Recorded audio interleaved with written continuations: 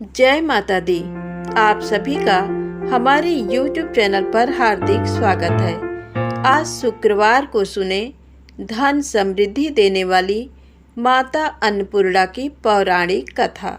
माता अन्नपूर्णा की शुक्रवार के दिन सुबह घी का दीपक जलाकर मां अन्नपूर्णा की पूजा अर्चना करने के बाद कथा पढ़नी या सुननी चाहिए। अन्नपूर्णे सदा पूर्णे शंकर प्राण वल्लभे ज्ञान वैराग्य सिद्ध्यर्थम भिक्षां देहि च पार्वती। माता च पार्वती देवी पिता देवो महेश्वरा बांधवा शिव भक्ताश्च स्वदेशो भुवनत्रयम्। एक समय की बात है। काशी निवासी धनंजय की पत्नी का नाम सुलक्षणा था। उसे अन्य सब सुख प्राप्त थे, केवल निर्धनता ही उसके दुख का कारण था। ये दुख उसे हर समय सताता था। एक दिन सुलक्षणा अपने पति से बोली, स्वामी, आप कुछ उद्यम करो तो काम चले। इस प्रकार कब तक काम चलेगा? सुलक्षणा की बात धनंजय के मन में बैठ गई और वह उसी दिन विश्वनाथ शंकर जी को प्रसन्न करने के लिए बैठ गया और कहने लगा, हे देवादिदेव विश्वेश्वर, मुझे पूजा पाठ कुछ आता नहीं है, केवल तुम्हारे भरोसे बैठा हूँ। इतनी विनती करके वह 2-3 दिन भूखा प्यासा बैठा रहा। ये देखकर भगवान शंकर ने उसके कान में अन्नपूर्णा अन्नपूर्णा अन्नपूर्णा इस प्रकार 3 बार कहा। ये कौन क्या कह गया, इसी सोच में धनंजय पड़ गया कि मंदिर में आते ब्राह्मणों को देखकर पूछने लगा, पंडित जी, अन्नपूर्णा कौन है? ब्राह्मणों ने कहा, तू अन्न छोड़ बैठा है, सो तुझे अन्न की ही बात सूझती है। जा घर जाकर अन्न ग्रहण कर। धनंजय घर गया, स्त्री से सारी बात कही। वो बोली, नाथ, चिंता मत करो, स्वयं शंकर जी ने ये मंत्र दिया है, वे स्वयं ही इस मंत्र का खुलासा करेंगे। आप फिर जाकर उनकी आराधना करो। धनंजय फिर जैसा का तैसा पूजा में बैठ गया। रात्रि में शंकर जी ने आज्ञा दी, कहा, तू पूर्व दिशा में चला जा, वहां अन्नपूर्णा का नाम जपता जाता और रास्ते में फल खाता, झरनों का पानी पीता जाता। इस प्रकार कितने ही दिनों तक धनंजय चलता गया। वहां उसे चांदी सी चमकती वन की शोभा देखने में आई। सुंदर सरोवर देखने में था। उसके किनारे कितने ही अप्सराएं झुंड बनाए बैठी थी। एक कथा कहती थी और सब माँ अन्नपूर्णा इस प्रकार बार बार कहती थी। ये अगहन मास की उजेली रात्रि थी और आज से ही व्रत का आरंभ था। जिस शब्द की खोज करने वह निकला था, वह उसे वहां सुनने को मिला। धनंजय ने उनके पास जाकर पूछा, हे देवियों, आप ये क्या करती हो? उन सब ने कहा, हम सब माँ अन्नपूर्णा का व्रत करती हैं। व्रत करने से गई, पूजा क्या होता है? ये किसी ने किया भी है? इसे कब किया जाए? कैसा व्रत है और कैसी विधि है? मुझसे भी कहो। वे कहने लगी, इस व्रत को सब कोई कर सकते हैं। 21 दिन के लिए 21 गांठ का सूत लेना चाहिए। 21 दिन यदि ना बने तो 1 दिन उपवास करें। ये भी ना बने तो केवल कथा सुनकर प्रसाद लें। निराहार रहकर कथा कहें। कथा सुनने वाला कोई ना मिले तो पीपल के पत्तों को रख, सुपारी या घृत कुमारी को सामने रखकर, दीपक को साक्षी कर, सूर्य, गाय, तुलसी या महादेव को बिना कथा सुनाए मुख में दाना न डालें। यदि भूल से कुछ पड़ जाए तो 1 दिवस फिर उपवास करें। व्रत के दिन क्रोध ना करें और झूठ ना बोलें। धनंजय बोला, इस व्रत के करने से क्या होगा? वे कहने लगी, इसके करने से अंधों को नेत्र मिले, लूलों को हाथ मिले, निर्धन के घर धन आए, बांझन को संतान मिले, मूर्ख को विद्या आए। जो जिस किसी कामना से व्रत करे, माँ उसकी इच्छा पूरी करती है।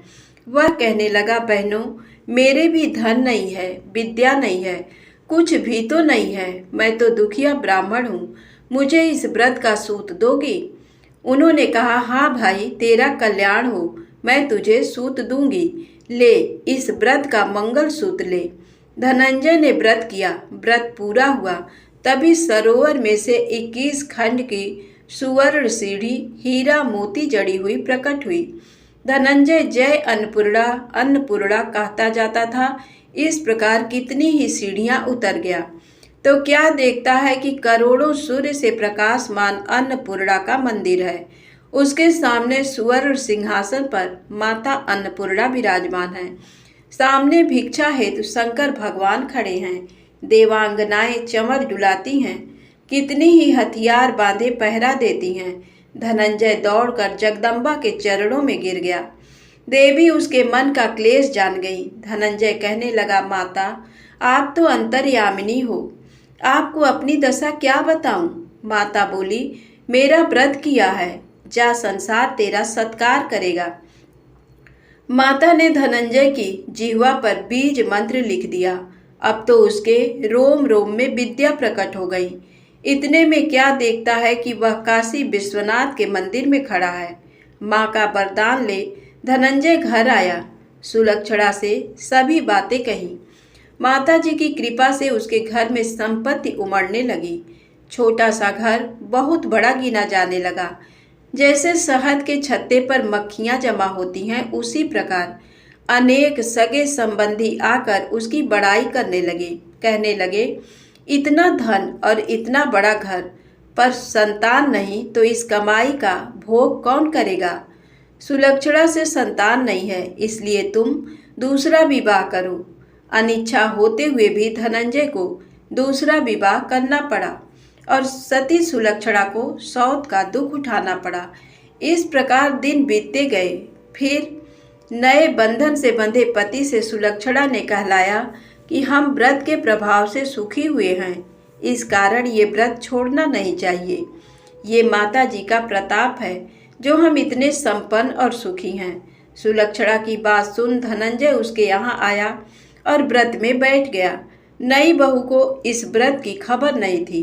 वह धनंजय के आने की राह देख रही थी।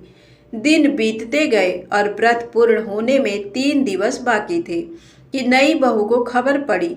उसके मन में ईर्ष्या की ज्वाला दहक रही थी। सुलक्षणा के घर आ पहुंची और उसने वहां भगदड़ मचा दी। वह धनंजय को अपने साथ ले गई। नए घर में धनंजय को थोड़ी देर के लिए निद्रा ने आ दबाया।